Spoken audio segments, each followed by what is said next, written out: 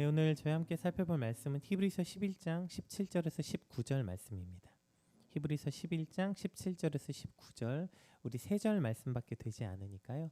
우리 한 목소리로 읽으면 좋을 것 같아요. 히브리서 11장 17절에서 19절 같이 읽겠습니다.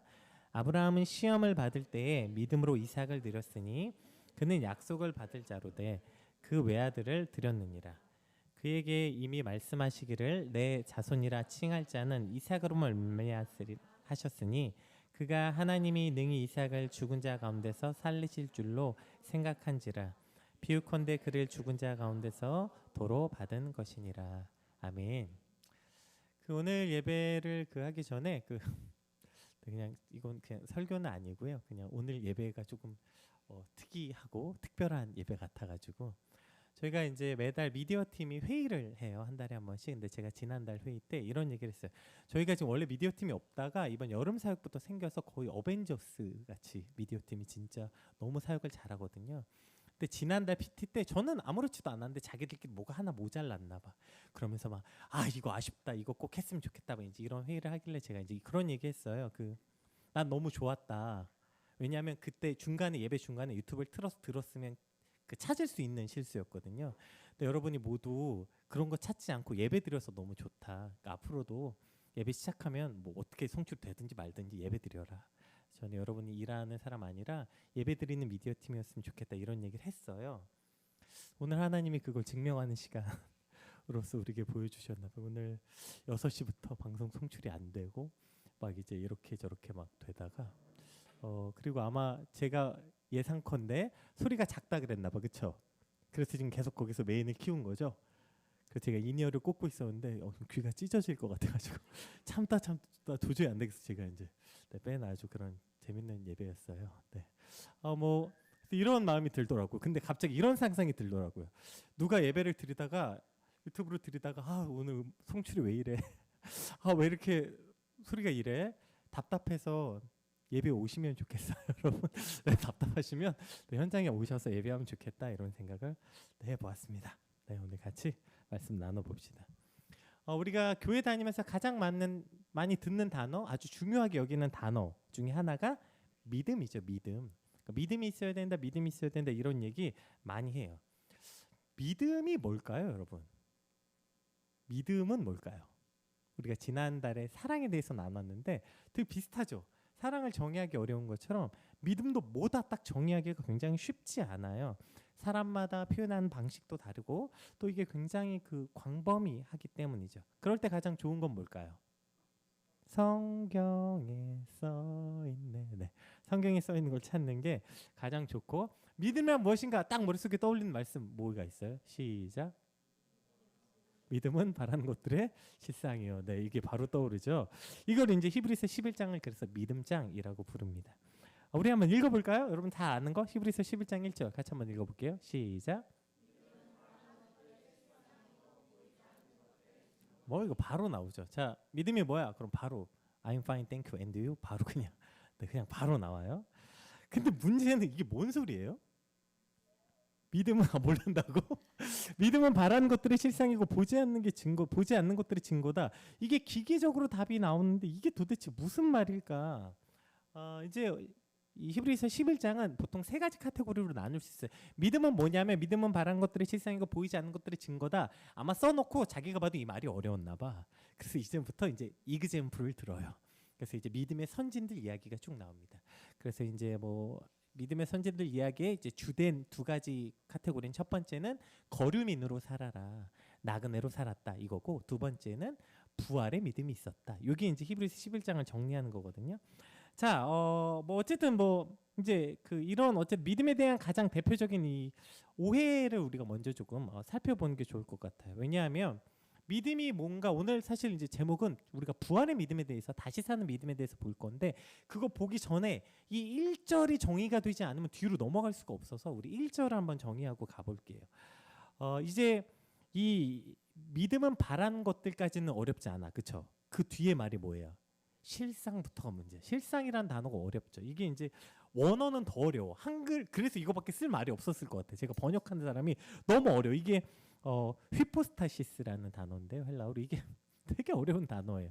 이걸 그래서 조금 대표적인 두 가지 해석 방법이 있는데 그걸 또 기가 막히게 세번역과 공동번역에서 각각 가장 대표적인 단어로 해석해서 한번 볼게요. 우리 세번역으로 한번 볼게요. 한번 읽어볼까요? 세번역 시작. 오케이. 자, 첫 번째 뭐로 실상을 뭐로 번역했어요? 확신. 자, 공동번역 볼게요. 공동번역 시작.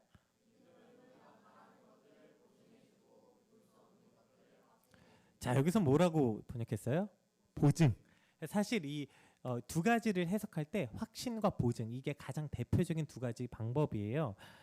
그런데 이제 우리가 이걸 좀 이해하기 쉬우려면 보증이 조금 더 이해하기가 쉬운 것 같아요. 왜냐하면 보증이 뭐냐면 실체가 존재하지 않지만 그 보증을 통해서 실물의 가치를 갖는 거잖아요.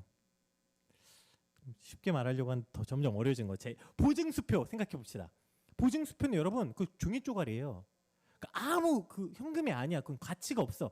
근데 그게 왜 가치를 갖냐면 그것에 보증이 들어가는 거야. 그래서 그것에 종이 쪼가리가 가치를 갖는 거죠. 실제 수표와 같은 그 가치를 갖는 거죠. 그러니까 믿음은 실체는 없어. 보이지 않아. 그러나 믿음이 보증돼서 그 믿음이 실체화된다. 이런 거죠. 그래서 이제 그 문제는 이 바라는 것. 오케이. 그러니까 믿음은 보이지 않지만 믿음을 통해서 그거 믿음이 보증이 되면 그 실체가 실제로 일어나는 가치, 실존 가치가 되는구나. 이것이 이제 좀 이해가 됐어. 근데 이제 이 문제를 히브리서 11장 1절만 봐서는 여러분 절대 이걸 해석할 수가 없어요. 그래서 우리가 잘 아는 칼빈 형님께서는 그 장로교를 창시한 칼빈 형님께서는 이걸 뭐라고 표현했냐면 이건 문맥을 나눈 사람이 실수했다라고까지도 얘기했어요. 여기서 잘랐으면 안 된다라고 말했어요. 이거는 그러니까 10장 마지막 절과 11장 1절은 떼어서는 안 된다. 이것을 같은 장에 놨어야 된다라고 말할 만큼 히브리서 11장 1절만 보면 안 되고 10장 마지막 결론을 봐야 돼요. 우리 그 10장 36절에서 39절 한번 읽어볼까요? 히브리서 10장 36절에서 39절 읽어볼게요. 시작. 너희에게 인내가 필요함은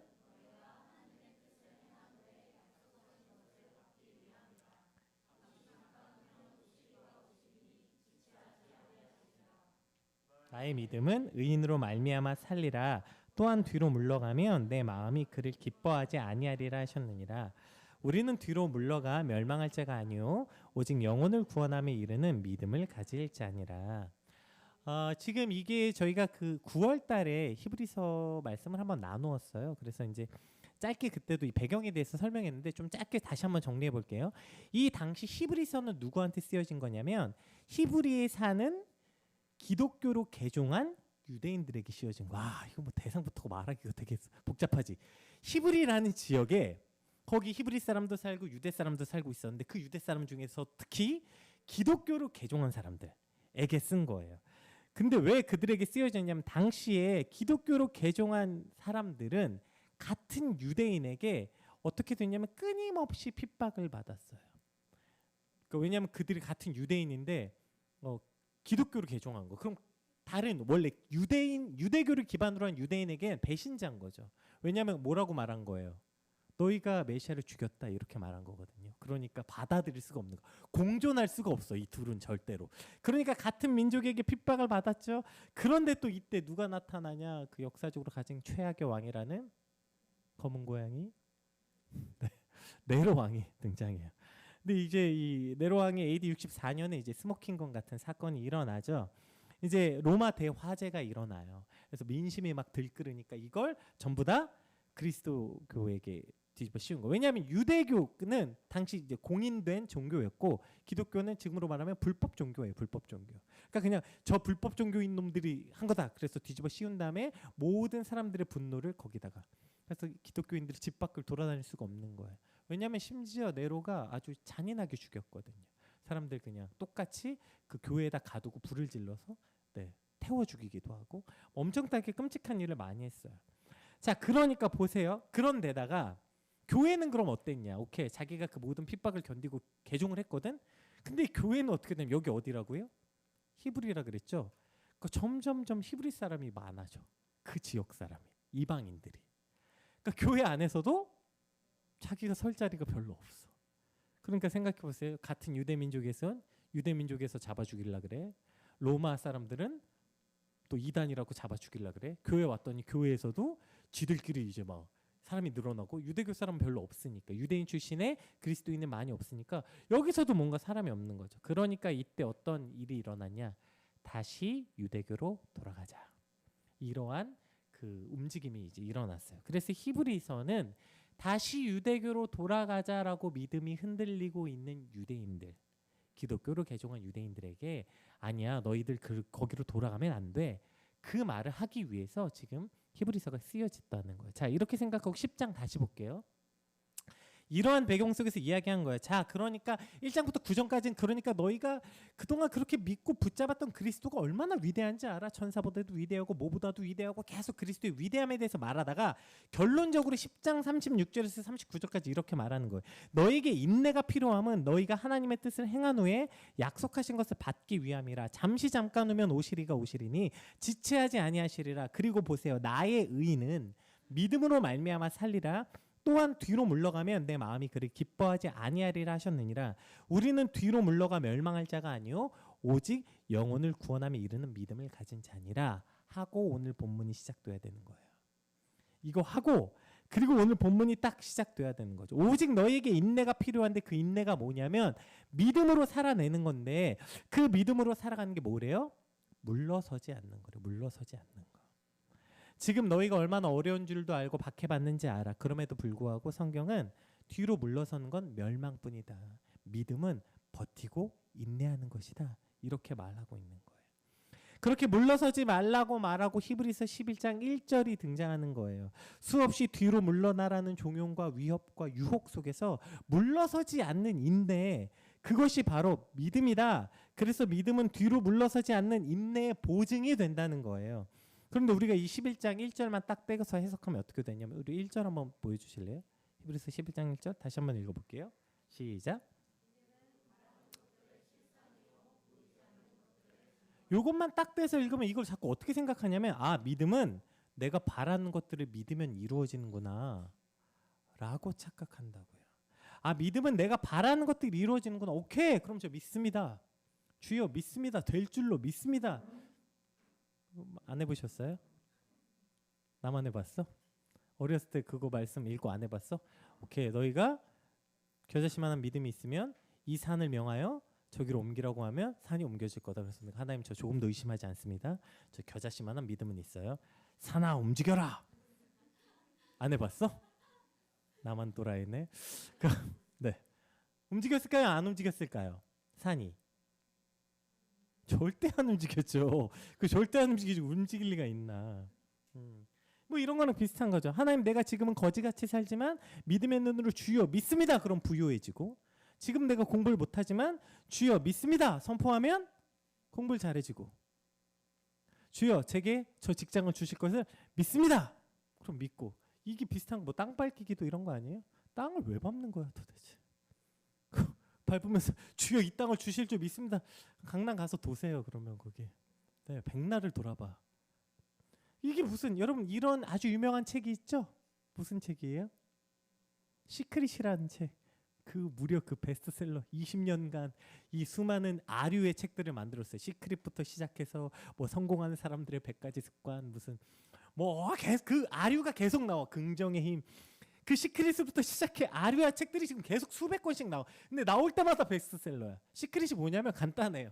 이 사람이 성공한 사람들을 쭉 조사해봤더니 똑같은 습관이 하나 있더래. 뭐냐면 여기에 마음을 다해서 내가 바라는 것을 매일 진짜 믿고 그것을 긍정적으로 생각하면 저 우주 어딘가로 그 에너지가 올라간대. 그럼 그 우주에서 그 일을 어떻게 움직해서 이 땅에 이루어진다는 거야. 이게 실제 있다는 거야. 근데 그것이 황당한 것 같지만 실제 그렇다는 거. 그래서 스티브 잡스가 아침마다 매일 아침 나갈 때 거울을 보고 뭐라고 말했어요? 나는 오늘 혁신적인 일을 할 거다. 그래서 혁신적인 일을 했다는 거야. 이렇게 매일매일 성공한 사람들은 내가 이렇게 될 걸 믿고 매일 입으로 말하고 그렇게 생각했대. 그랬더니 실제로 그게 이루어지더라. 이런 말 들어본 적 없어요? 이게 그 시크릿이라는 책에 나오는 그 성공한 사람의 몇 가지 습관인가 나발인 거 거기에도 나오고 뭐 쭉 나와요. 이게 다 비슷한 거야. 근데 마치 이 히브리서 11장 1절을 이렇게 해석한다. 오케이, 믿음은 바라는 것들의 실상이구나. 오케이, 그럼 주여, 네, 진짜 지금은 공수표지만 믿습니다 하면 그 일이 이루어진다. 그러니까 의심하지 마. 왜 기도했는데 안 이루어지는 줄 알아? 의심해서 그래. 그게 이건 여러분 이 히브리서 말씀 자체에 대한 모독이에요. 이거 예전에 혹시 욥기 기억나시죠? 뭐지? 내 시작은 미약하였으나 끝은 창대하리라. 그거 말도 안 되는 소리라고.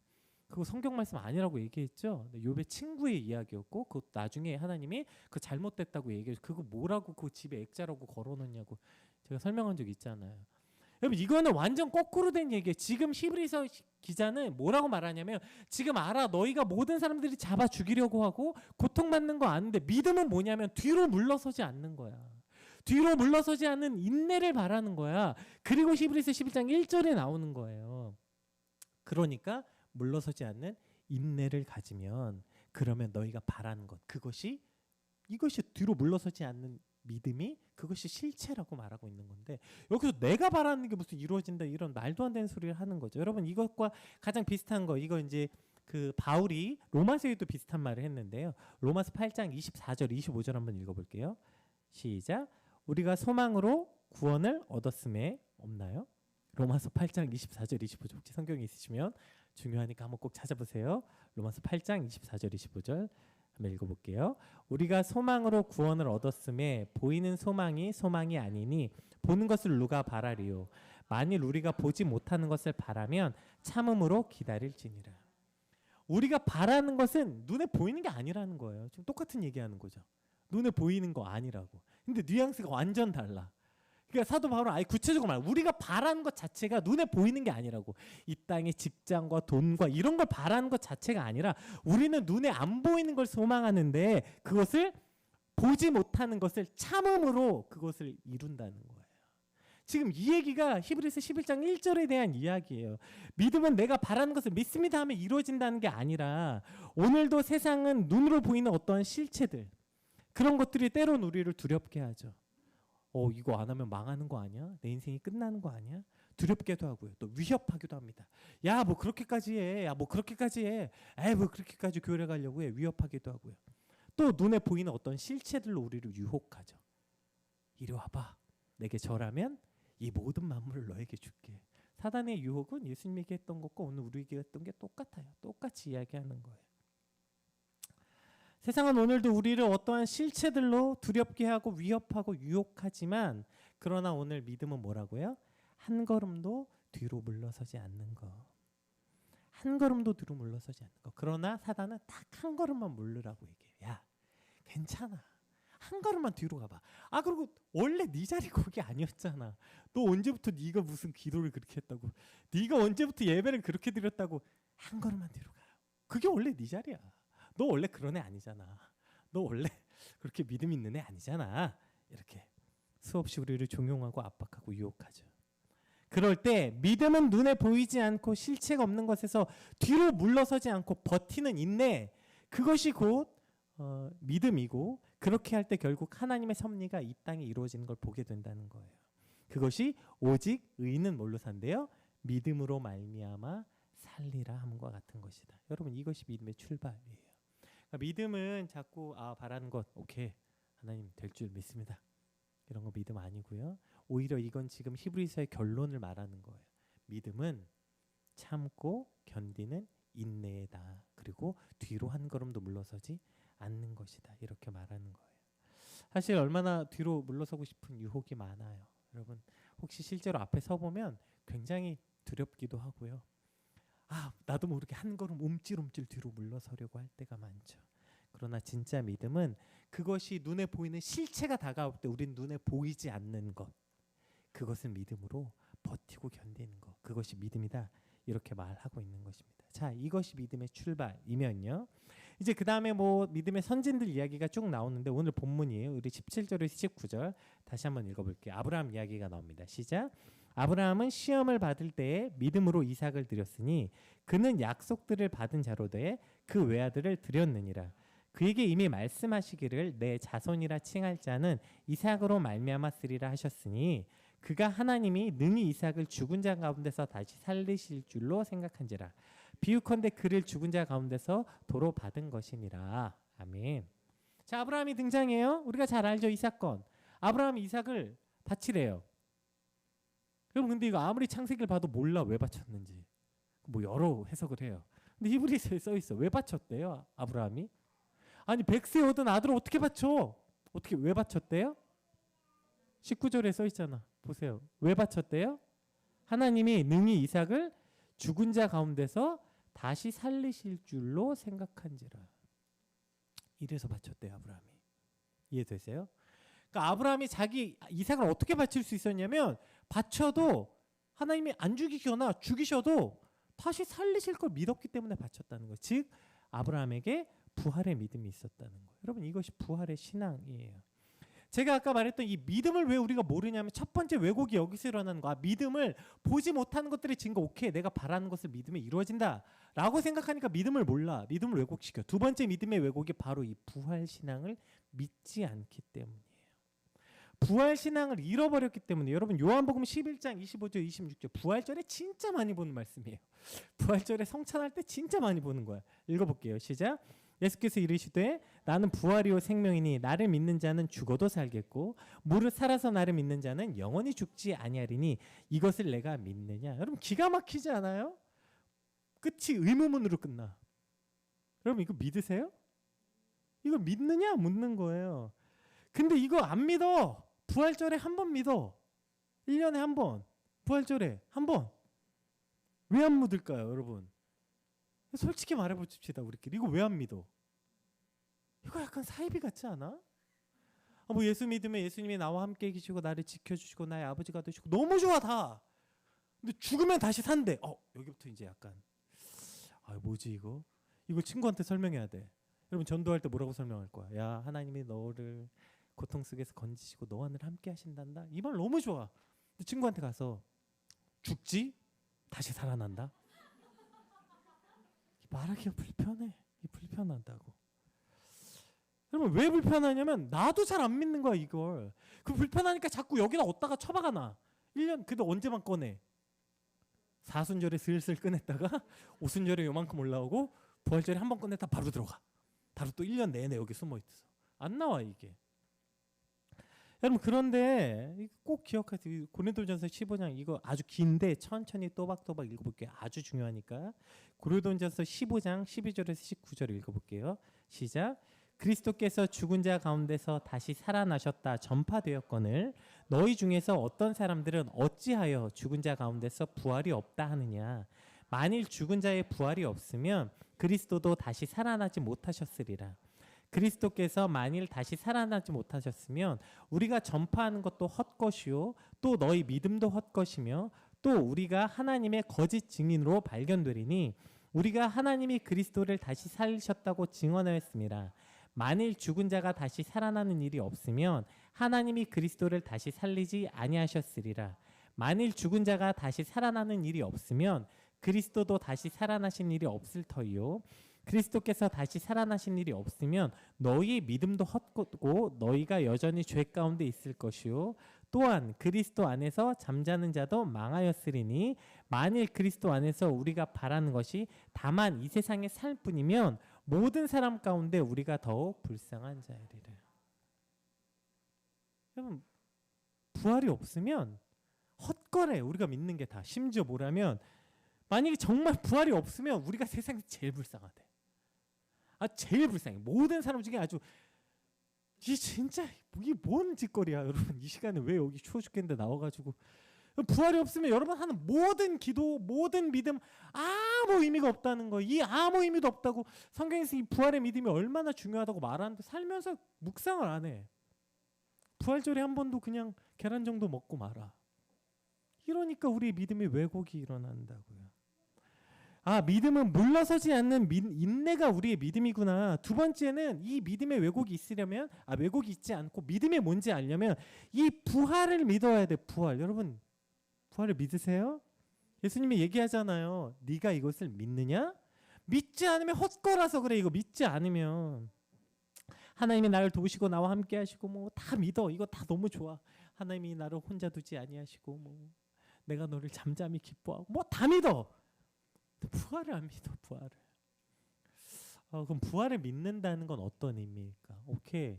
죽으면 다시 사는 걸 믿는다는 건 어떤 의미일까? 이걸 설명하다가 제가 예전에 피우다 할 때 이제 이 한번 요 그 제 아들 읽어주던 책 이야기를 한 적이 있는데 이런 애들 책을 읽다 보면 굉장한 그 진리를 발견할 때가 많아요.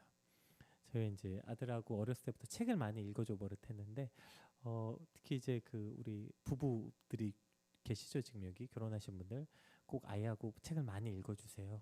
아이가 잘 되는 게 아니라 부모가 잘 돼요. 아이가 잘 되는 게 아니라 부모가 많이 읽어주세요. 여러분 제가 처음 봤어. 나무가 여러 해 살이 나무가 있고 한 해 살이 나무가 있대. 아셨어요? 나 처음 알았어. 동화에 써 있어. 동화에 여러 해 살이 나무가 있고 한 해 살이 나무가 있대. 아니 나무는 다 여러 해 사는 줄 알았어 나는. 근데 한 해만 살고 죽는 나무가 있대. 그래서 이제 이 책의 주된 내용이 뭐냐면 사과나무와 호박나무의 이야기예요.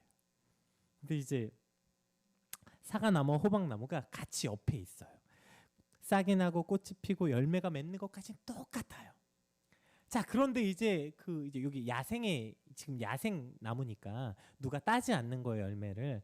그러니까 이제 그 새나 동물들이 와서 그 열매를 쪼아 먹는 거예요. 그러니까 호박나무가 막 내가 이거 어떻게 겨우내 열심히 내가 봄 내내 어떤 영양분 빨아들이고 어떻게 열심히 해서 맺은 건데 이걸 저놈들이 먹나 이렇게 얘기하니까 옆에 있는 이제 사과나무 아저씨가 호박아 너는 처음 태어나서 잘 모르겠지만 그렇게 새들이 그걸 먹으면 그거 먹고 그것이 배설물로 다시 이제 땅에 들어가면 그것이 다시 씨앗이 되고 그렇게 해서 이 열매가 퍼져 나간단다. 그러니까 그거 걱정하지 마.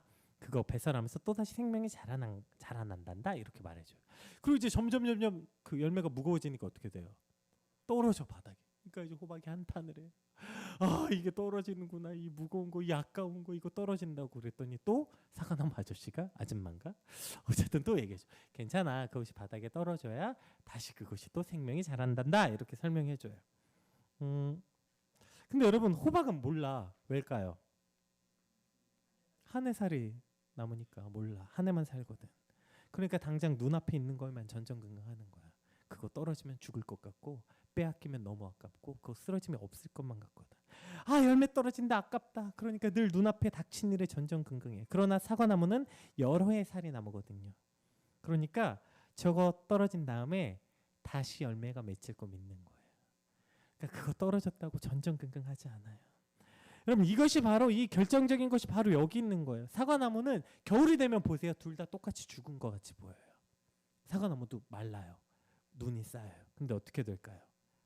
사과나무는 다시 꽃이 필 걸 믿으니까 다시 싹이 날 걸 믿으니까 겨울을 어떻게 해요? 견디는 거예요.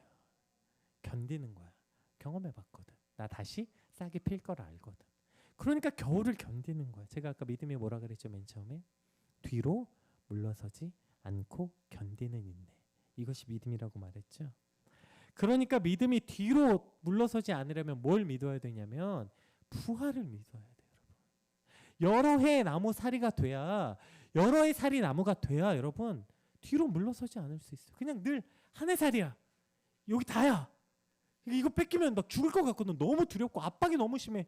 내가 이거 어떻게 이루었는데 저 내 호박을 누가 먹는다. 내 호박 떨어진다. 전전긍긍해. 막 죽을 것 같거든. 떨어지면 망할 것 같거든. 우리가 부활의 신앙을 가졌다고 생각하면서 왜 맨날 오늘만 사는 사람 같이 그거 하나 빼앗기면 죽는 사람 같이 여러분 그렇게 살아가는 것입니까? 여러분 손에 쥔 거 그거 놔둬요. 안 죽어요. 괜찮아요. 다시 사는 사과나무 눈에는 보이는 거예요. 그거 떨어져도 괜찮아. 그거 오히려 떨어지는 게 좋아. 그거 떨어지면 다른 사람도 먹고 사람 아니고 다른 새들도 먹고 다른 곤충도 먹고 그것이 오히려 내 씨앗이 멀리 퍼지는 길이야. 호박나무는 몰라. 다시 본 적이 없거든. 늘 그거 빼앗긴다고. 저놈이 내 거 가져간다. 저놈이 내 거 빼앗긴다. 내가 고생했는데 다른 놈이 가져간다. 늘 전전긍긍하고 아웅다웅하고 사는 거죠. 여러분 이렇게 되니까 우리가 부활을 믿지 못하는 자처럼 생기니까 견딜 수가 없어. 인내할 수가 없어. 그 아이들의 가장 미성숙의 특징이 뭘까요, 여러분? 뭐죠? 지금도 저 아이에게 많이 나타나고 있는데 아이의 특징이 뭐예요? 엉덩이가 가벼워요. 오래 앉을 수 없어요. 벨트로 묶어놔도 안 돼. 못 견뎌요. 계속 그냥 죽을 것 같아요. 계속 앉아있으면 정말 죽을 것 같이 느낄걸요. 아이들은 죽을 것 같을 거예요. 못 견디는 거예요. 왜 못 견뎌요? 미성숙의 특징 못 견뎌요. 그걸 죽을 것 같아 잠깐만 앉아있어도. 우리 안에 믿음이 없다는 건 여러분 이런 거예요. 하나님이 제발 오죽 답답했으면 뭐라고 얘기해요. 얘들아 제발 너희는 가만히 있어 주가 하나님 되말지어다. 제발 좀 가만히 좀 있어 봐봐. 제발 가만히 좀 있어 봐봐. 하나님이 좀 하게 좀 가만히 좀 있어 봐봐 여러분. 근데 못 견뎌. 엉덩이가 계속 들썩들썩해. 내 거 뺏어간다. 이거 떨어지면 나 망하는데. 이 믿음이 없는 가장 대표적인 특성이죠. 그러니까 늘 뭐가 있냐면 대안이 늘 있어. 대안이. 여러분 인생을 살면서 어떤 사람은 이런 사람이 있어요. 대안이 없는 사람. 대책 없다는 뜻은 아니에요 여러분. 대책 없다는 거는 좀 달라. 대안이 없다는 거 어떤 거냐면 하나님께 믿고 그냥 가. 근데 그게 안 됐어. 그럼 대안이 없어. 여러분 이게 믿음이에요. 근데 늘 대안이 있어. 오케이 1안 이렇게 간다 내 인생은. 많이 떨어진다 2안 이렇게 가고 야 이것도 안 돼? 3안. 사랑도 마찬가지 아니에요? 일단 저 여자한테 들이대보고 까인다. B한테 간다. 농담인 것처럼 간다. 만우절을 공략해본다. 대안이 계속 있어. 걔는 죽을 때까지 사랑을 몰라요. 스토커가 되란 얘기긴 아니지만 그 여자 아니면 대안이 없게 가는 게 사랑이야. 사랑은 대안이 없어야 돼. 그 사람 아니면 대안이 없게 가야죠. 그게 사랑이고 사랑은 그래서 선택이라고 말했잖아요. 우리 안에 믿음은 뭐냐면 대안이 없어야 돼. 그래서 그냥 하나님께 의지하고 나아갔어. 그럼 대안이 없어요. 근데 엉덩이가 계속 들썩거려. 오케이 저거 뺏기면 두 번째 3안 4안 계속 있어. 계속. 이것이 우리가 부활을 믿지 못하기 때문이에요. 지금은 그거 여러분 하나 잃은 것 같고 내 손에 있는 거 빼앗기면 망할 것 같죠? 망하지 않아요. 여러분 부활의 눈으로 본다면 여러 해 살인 나무의 눈으로 본다면 여러분 그거 빼앗겨도 죽지 않아요. 여기 죽지 않아. 그래서 사실 오늘 시간 관계상 제가 보지 않았는데 요 사이에 뭐가 있냐면 믿음은 바라는 것들이 실상이요 부활 믿음 사이에 뭐가 있냐면 아브라함은 거류민으로 살았다. 거류민으로 살았다. 보세요. 그 혹시 성경 있으시면 히브리서 중간에 그 말씀 보시면 계속 19절, 7절, 8절, 9절, 10절, 11절 쭉 다 무슨 얘기 나면 거류민, 나그네, 거류민 얘기가 계속 나와요. 거류민이 뭐예요? 나그네. 쉽게 말하면 여행자죠. 여행자. 너희의 본향이 여기가 아니니까 우리의 본향이 어디예요? 천국이길 믿는다면 그러니까 그렇게 엉덩이 들썩이지 않고 사는 거예요. 여러분 그거 하나 빼앗겼다고 인생 망해? 안 망해. 이 집 가서 뭐 할 건데? 여러분 그거 가져서 뭐 할 거예요? 그 천국 갈 때 싸질러 갈 수가 없는데 그거. 그러니까 믿음은 그냥 버티고 견디는 거라고요. 그걸 오늘 그래서 부활의 믿음을 믿어야 우리 안에 이 뒤로 물러서지 않을 수 있어요. 자꾸 두려움이 올 때마다 유혹이 올 때마다 엉덩이 들썩이지 않을 수 있고 버티고 견딜 수 있는 믿음이 있으려면 바로 부활을 믿어야 됩니다. 부활을 믿으시길 주님을 축복합니다. 여러분 우리 한 해 살이 나무 아니에요. 이런 말 하지 마 제발. 한 번 사는 인생 왜 한 번 살아 여러분. 한 번 사는 인생 그러세요. 그럼 죽음 지옥 가세요. 나는 안 갈래. 나는 여기서 잠깐 살고 천국에서 영원 사는 걸 믿으세요? 이게 부활의 신앙이에요. 그럼 믿어야지 왜 안 믿고 살아. 이걸 믿으니까 지금 내 손에 하나 빼앗긴 것 때문에 일희일비하지 않는다고요. 이런 말하면 분명히 싫어하시는 분들 계실 텐데 제가 지난주에 그 지갑을 잃어버렸거든요. 지난주 오늘 화요일에 제 지갑 안에 현찰이 38만 원이 들어있었고 아유가 막 나오네. 네, 네. 그 뭐 아깝죠. 아까운데 그 더 문제는 이제 거기에 이제 사실 막 그 회사에서 쓰는 제가 사목으로 근무할 때 쓰는 그래서 성교비 보내는 사업자 통장 OTP 카드와 그 뭐지 법인 카드가 들어 있는데 그걸 잃어버리면 그걸 재발급 받는데 이제 어마어마한 서류가 필요해요. 사실 저에게 압박은 그거였거든요. 이거 어떡하지.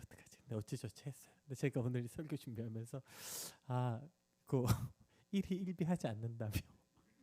아 오케이 그래 하나님. 근데 이게 정말 웃긴 게 제가 머릿속으로 아 그래 하나님 저 일희일비하지 그까짓 거 제가 처음에 이렇게 말했죠.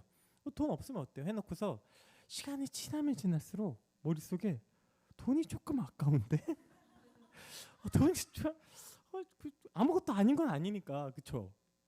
38만 원이면 어이씨 아무것도 아닌 건 아닌데 약간 이게 이제 내가 그 38만 원으로 우리 아들에게 장난감을 사줬어도 방 안 한가득은 사줬을 텐데 뭐 이런 여러 가지 생각들이 이제 떠올라요.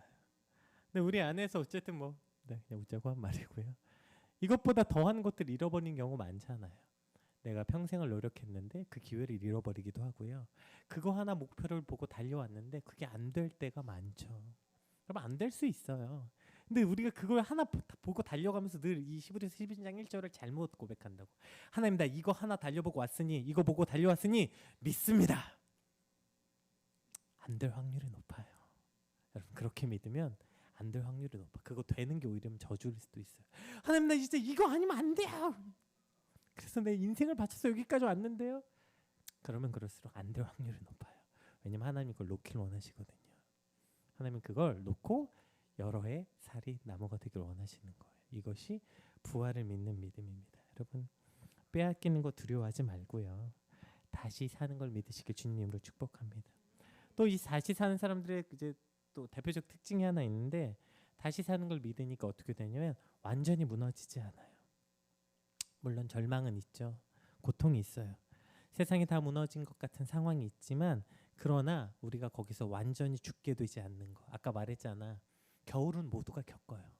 호박도 겪고요. 사과나무도 겨울은 똑같이 춥고 똑같이 아파요. 똑같이 바짝 말라가요.